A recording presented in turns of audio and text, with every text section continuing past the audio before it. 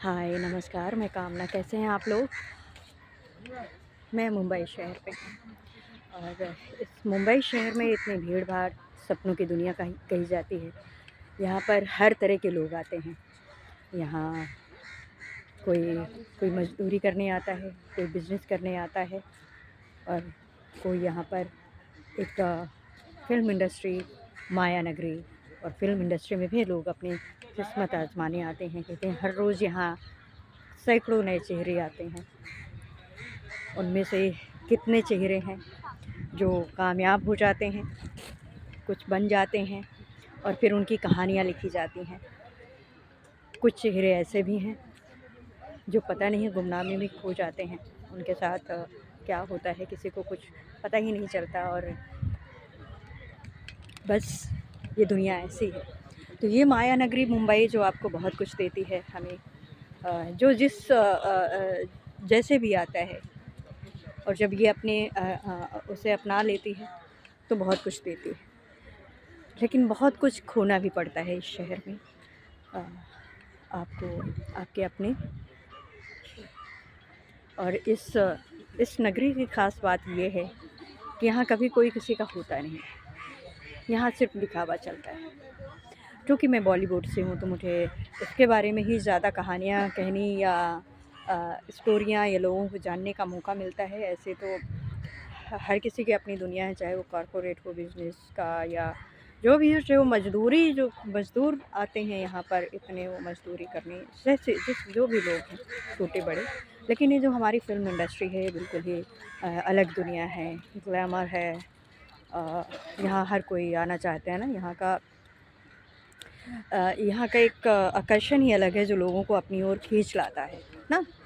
हर कोई इस चमक-धमक वाली दुनिया में आ कर के और कभी-कभी बहुत से ऐसे चेहरे हैं जो इतनी उम्मीदें, इतने जुनून के साथ आते हैं, लेकिन यहाँ आकर वो खो जाते हैं। खो क्यों जाते हैं? बहुत सारे कारण होते हैं।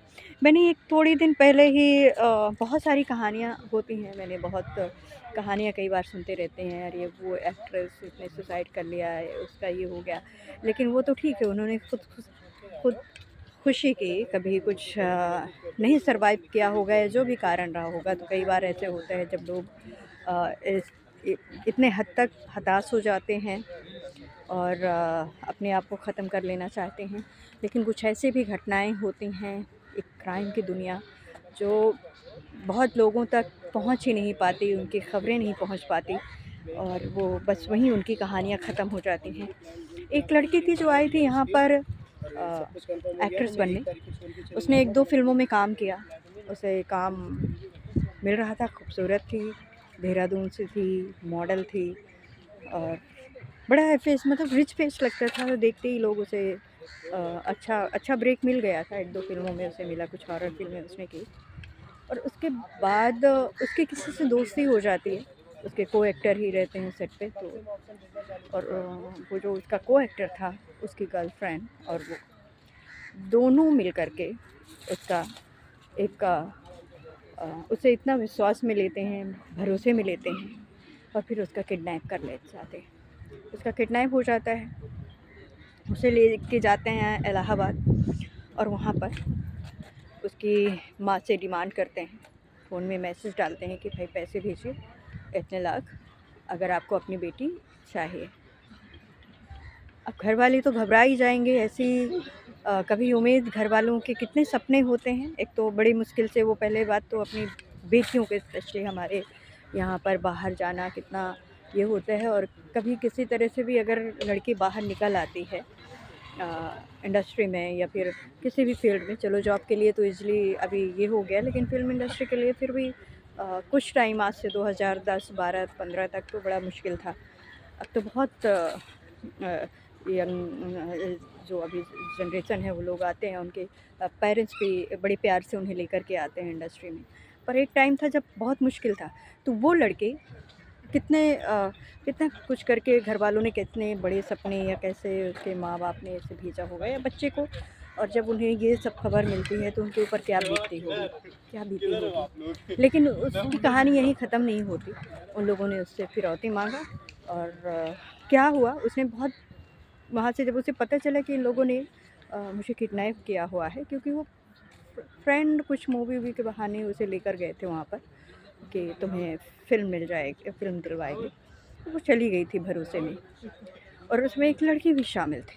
आप बात देखिए, गौर से सुनिए कि उसमें एक लड़की भी शामिल थी जो उसकी गर्लफ्रेंड थी। उन दोनों ने सीन क्रिएट किया, उसे किसी बंगलों में रखा एक सुनसान जगह में, और 1 से 2 दिन के अंदर जब उसने वहाँ से भागने की कोशिश, उसे पता चला उसने भागने की कोशिश की, तो उसका गला घोट दिया गया, मतलब गला दबा दिया गया। जब वो नहीं रही तो बड़ी बेरहमी से उसका मर्डर किया गया। पहले किडनैप, फिर फिरौती मांगी गई, उसके बाद उसका मर्डर कर दिया जाता है। खैर, ये कहानी जब घर वालों को पता चलती है, खोजबीन शुरू होती है, उसका भाई आता है बॉम्बे, लंबी कहानी चलती है, पुलिस में एफआईआर होती है। और फिर आपको पता ही है कि अगर पुलिस चाह ले तो क्रिमिनल कितना ही शातिर क्यों ना हो, या वो किसी धरती के किसी कोने में क्यों ना छिप जाए, और वो चाह ले तो उसे निकाल ही लेती है। और ये गुत्थी भी बहुत जल्दी ही सुलझ गई, क्योंकि वो सब फ़ोन रिकॉर्ड्स थे, और यूपी पुलिस और बॉम्बे पुलिस मिल कर के उन ये जो दोनों शातिर कातिल थे उन्हें पकड़ लिया गया।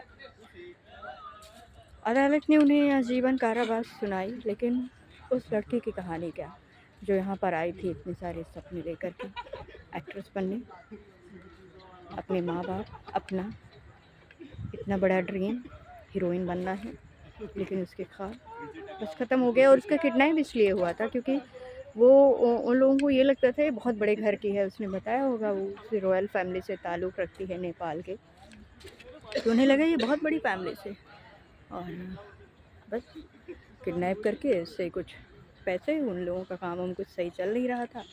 तो देखिए ये सिर्फ मैंने एक कहानी बताई है आपको। यहाँ पर हर दूसरे या तीसरे दिन ऐसी कहानियाँ होती हैं। कितनी गर्ल्स यहाँ पर आती हैं अपने सपने लिए, और किसी न किसी कारणवश उन्हीं के साथ ये सब होता है। कभी उन्हें वेश्यावृत्ति में ढकेल दिया जाता है, तो कभी इस तरह से उनकी निर्मम हत्या कर दी जाती है। तो ये माया नगरी जितनी खूबसूरत है बाहर से, उतने इसके अंदर आने के बाद इसकी खामियां, सुरक्षा, इसकी कमियां, वो भी हमें दिखाई देती हैं। और लोगों की जीवन जीने की चाह, जो किसी हद तक कुछ भी करने के लिए तैयार हो जाते हैं। ये स्टोरी आपको कैसी लगी कमेंट बॉक्स में बताइएगा। मेरे चैनल को सब्सक्राइब करिए, और दूसरी स्टोरी लेकर आऊँगी ऐसी ही, फिर किसी ऐसी लड़की की जिसके सपने अधूरे रह गए। वो चाहती तो बहुत कुछ करना थी, लेकिन कुछ नहीं कर पाई, और बस उसके ख्वाब अधूरे रह गए।